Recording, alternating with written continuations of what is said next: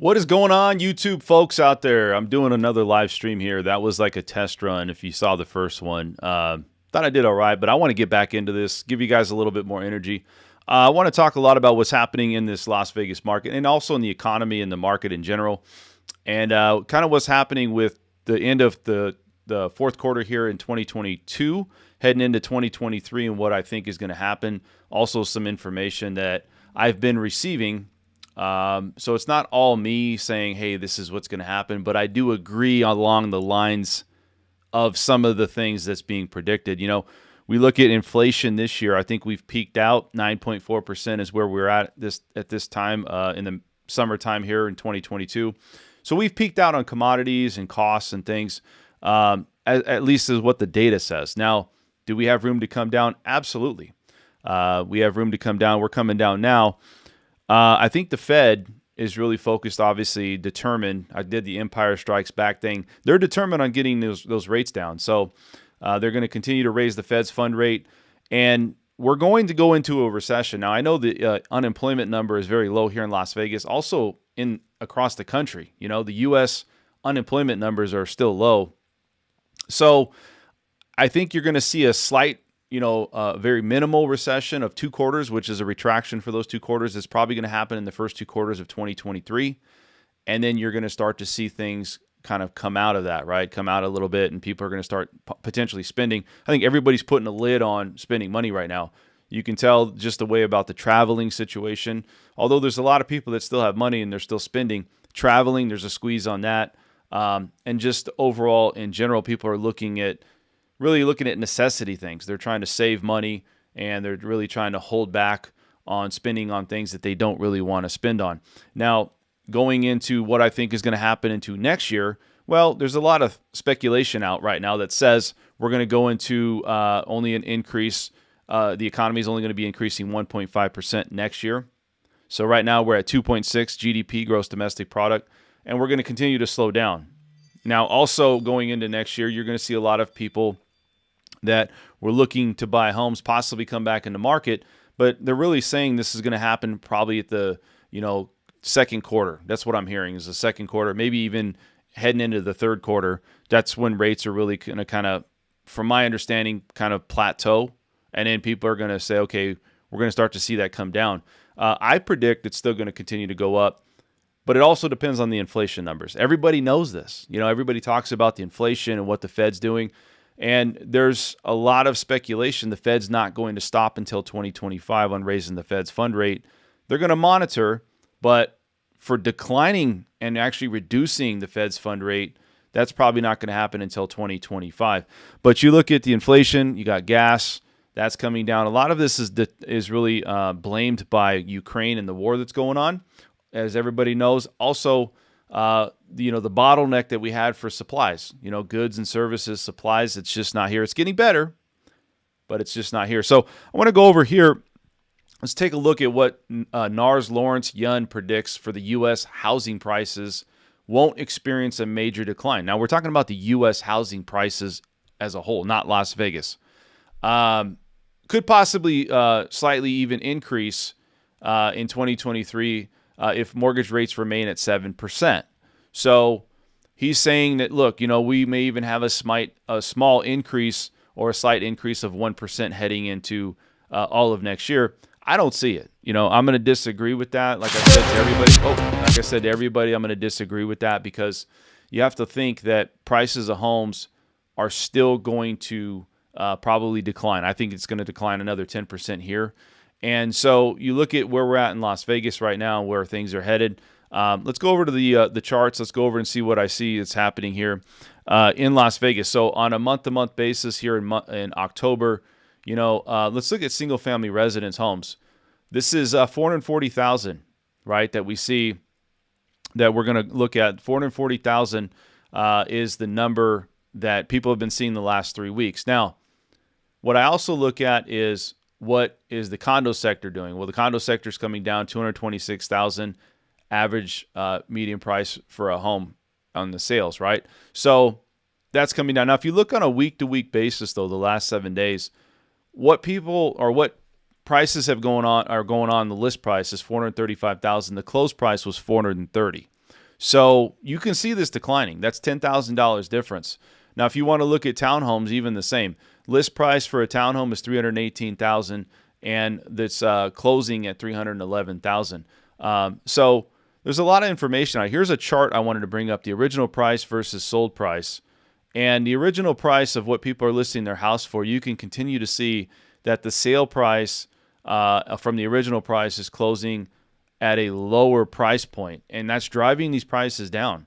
So I continue to think that this is going to continue to have a problem heading into next year. We're going to continue to see these declines.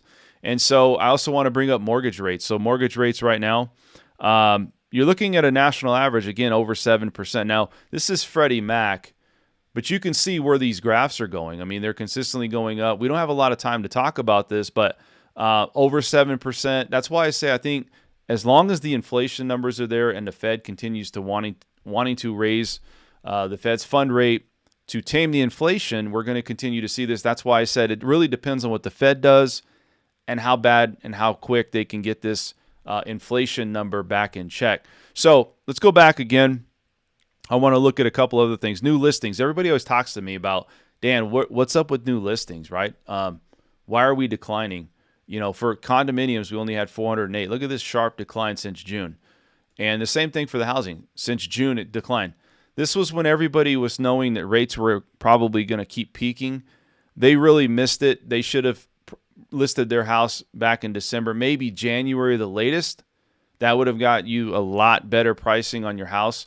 Right now, you have a lot of sellers doing anything they can to sell their house, and we know that. I'm down in the trenches talking to people, trying to get stuff done, and I know what's going on out there. They're really trying to focus on getting their houses sold. A lot of them don't even want to list. I know a lot of people that just don't want to list altogether or have pulled their house off the market just because there's nobody out there to buy their house. And, it's a tough market. The consumer confidence right now as a whole is really low. It's very, very low. So people just are not looking to buy. We all understand that and know that. So going back here, homes for sale in the market were declining, 8,856. It's normal. Slow time of the year. People aren't really looking to move at this time of year. Also, where do you go? If you got a 2.5%, 3% rate, where do you go, right? Do you want to take on another 7 or 8% rate? Probably not. Pending sales, look at this, even declining, 1,619 for single-family residence homes. Closed sales, this is all the month of October, 1,738 homes.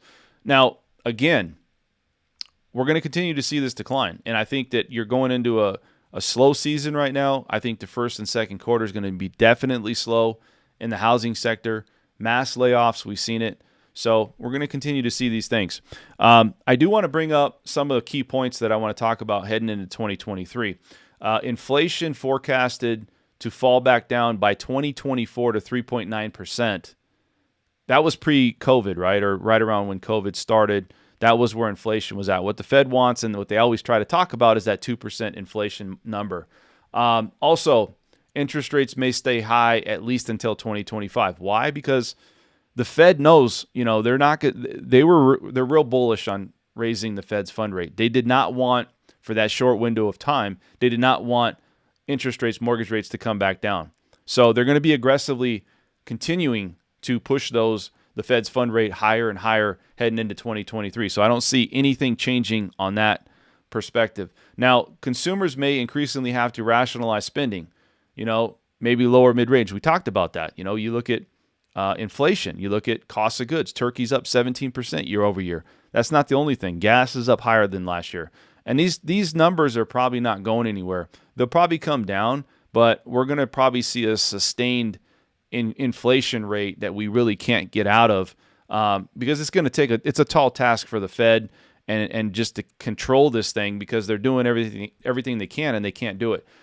Minor impact on luxury goods. Squeeze is likely to be felt more in travel, leisure, services, and in discretionary spending on just apparel and electronics. Absolutely. And I'm one of them. I'm looking at it, and I'll tell you, I was on Amazon the other day, and I'm thinking, hey, I'm going to buy that. And I'm like, I don't know. Do I really need that? With all these things going on.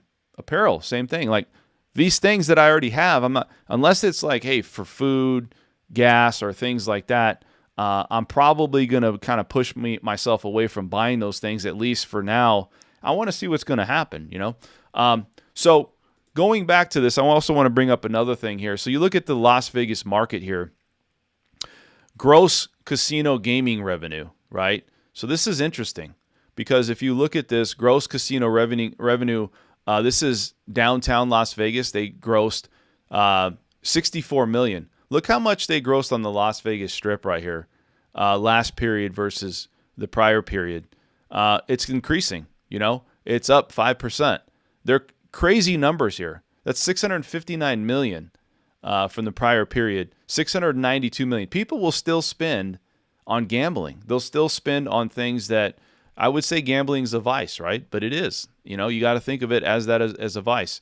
Also, hotel and motel occupancy rate, 86 to 79%. Hey, man, that's still good. You're still getting these hotels. Although I've heard hotels are now increasing their rates here in Las Vegas. You guys could let me know about that, but I don't know because obviously I stay here. But I'm hearing that these rates are really going crazy, especially going into next year, Formula One.